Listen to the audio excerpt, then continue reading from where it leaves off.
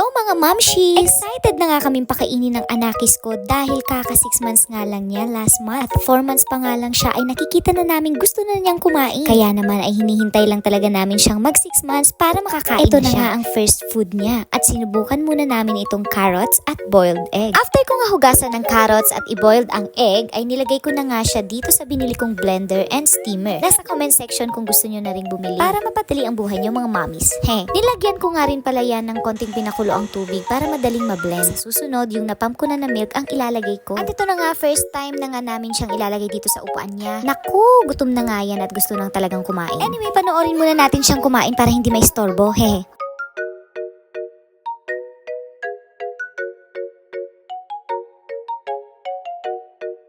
At dahil first time niya nga, syempre hindi natin siya bibiglain. Pinatikim-tikim ko muna si baby hanggang siya na mismo ang kusang gustong kumain. Nga pala mga mamis, ganyan muna ginagawa ko pag pinapakain ko siya. Gusto ko kasi siya yung mismong kusa na sumusunggab kumain para alam ko na gusto niya talaga. Grabe, iba talaga pakiramdam pag gusto mo nang pakainin ang anakis mo. Lalo na at puro healthy ang nakaplano na ipapakain namin sa kanya. Kasi naman, ang panganay ko nasanay sa Cerelac, kaya lumaking picky eater tuloy. Kaya gusto ko sana subukan dito sa bunso namin yung mga nakikita at napapanood namin ng mga pagkain masusustansya, lalo na at 6 months pa lang siya. So ayun na nga mga mamshis, hanggang dito na lang muna kami. Comment nyo kung ano pa yung pwedeng kainin ni baby. Hanggang sa susunod, bye!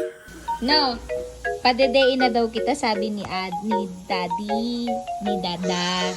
Busy pa siya eh.